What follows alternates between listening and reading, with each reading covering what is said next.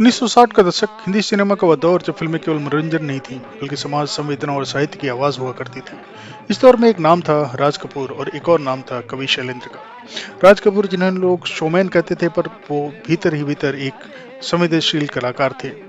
शैलेंद्र जो सिर्फ गीतकार नहीं थे बल्कि कवि हृदय इंसान थे। इनकी लेखनी में चमक नहीं सच्चाई थी और इन्हीं दोनों की आत्मा के मिलन से जन्म लेती है हिंदी सिनेमा की एक अनोखी फिल्म तीसरी कसम।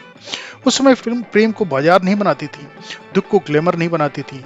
फिल्मकार साहित्य से प्रेरणा लेते थे, जैसे प्रेमचंद की कहानियों पर, फणीश्वरनाथ रेणु की कहानियों पर, शरद चंद्र चट्टोपाध्याय जी की कहानियों पर कई फिल्में बनी।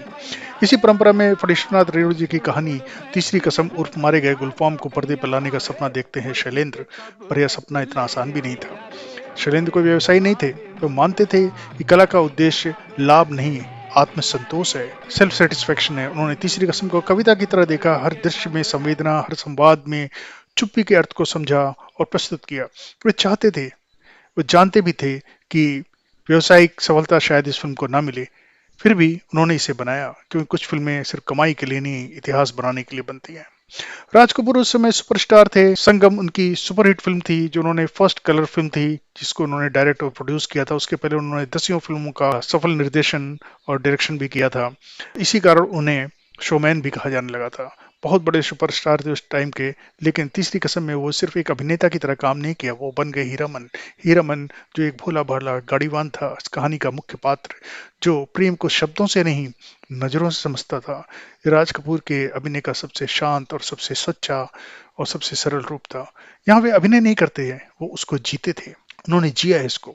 वहीदा रहमान द्वारा निभाई गई हीराबाई सिर्फ एक नायिका नहीं थी, वो इस लोक संस्कृति, उस गांव, उस परिवेश की आत्मा थी।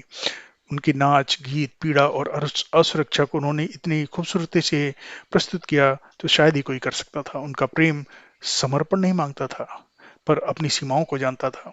तीसरी कसम का प्रेम शोर नहीं करता था, वह भीतर ही भीतर टूट जाता था। जब फिल्म रिलीज हुई, न कोई प्रचार हुआ, न कोई पोस्टर हुआ, न कोई हंगामा हुआ। फिल्म आई और चली गई। शैलेंद्र टूट गए क्योंकि फिल्म असफल हो गई थी और यह उनकी पहली और आखिरी फिल्म बनकर रह गई बतौर निर्माता। लेकिन समय ने साबित किया, जो फिल्म उस दौर में असफल हुई वही आने वाली पीढ़ियों के लिए क्लासिक बन चुकी थी। आज के दौर में तीसरी कसम क्लासिक फिल्म की तरह कल्ट क्लासिक मानी जाती है।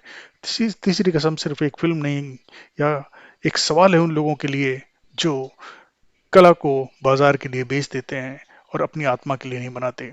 शैलेंद्र की तीसरी कसम यही थी कि वो कला से समझौता नहीं करेंगे और शायद इसी कारण वे हार कर भी अमर हो गए। धन्यवाद।